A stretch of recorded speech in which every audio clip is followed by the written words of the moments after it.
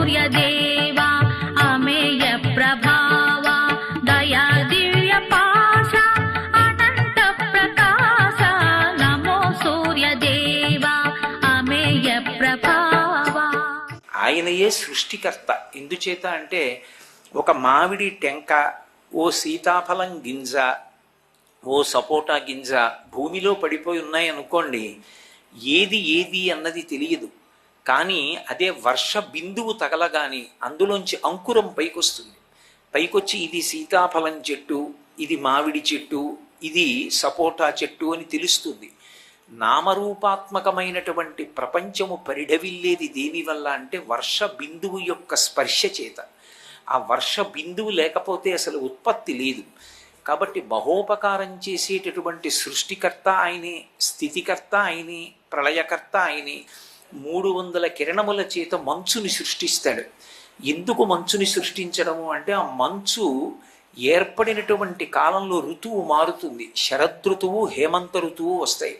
ఆ 2 ఋతువుల యందు మళ్ళీ ప్రారంభకాలమైనటువంటి వసంత ఋతువు యందు సూర్యుని యొక్క కిరణముల ప్రకాశాన్ని దృష్టిలో పెట్టుకుని యమధర్మరాజు గారి యొక్క 2 కోరలలో ఒక్కొక్క కోర బయట పెడతాడు.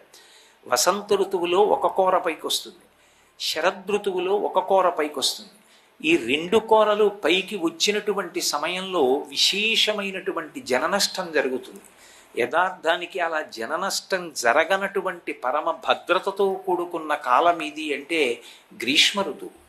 గ్రీష్మ ఋతువు ఎండలు మెండుగా కాస్తాయి, కానీ అది లోకానికంతటికీ క్షేమదాయకమైనటువంటి కాలం. ఎందుకంటే సూర్యకిరణముల యొక్క ప్రసారం చాలా విస్తారంగా ఉంటుంది. అందుకే ఆయన ఆ కిరణములను వశ్యము, మేష్యము, శైష్యము, అలాగే హరాదినము అని 4 రకములైన విభాగంతో 300 కిరణములను మంచు సృష్టి చేయడానికి వినియోగిస్తాడు. ఆ కాలము లయకారకమై ఉంటుంది. ఇంకొక 300 కిరణములను శుక్రాస్తము, చంద్రాస్తము అనేటటువంటి 2 విభాగముల చేత ముగ్గురిని కాపాడుతుంటాడు ఏకకాలంలో. దేవతల్ని, పితృదేవతల్ని, మిగిలినటువంటి మనుష్యాది సమస్త జీవకోటిని 300 కిరణములను 2 విభాగములు చేసి కాపాడతాడు. అలా కాపాడడం కోసమే ఆయన యొక్క తేజస్సు మారుతూ ఉంటుంది. మహాసౌరంలో ఆయన గురించి మాట్లాడుతూ ఒక విషయం చెప్తారు. అన్ని ఋతువుల యందు సూర్యబింబం ఒక్కలా ప్రకాశించదు. ఒక్కొక్క ఋతువు యందు సూర్యబింబం యొక్క ప్రకాశం వివిధ రకములుగా మారిపోతుంది.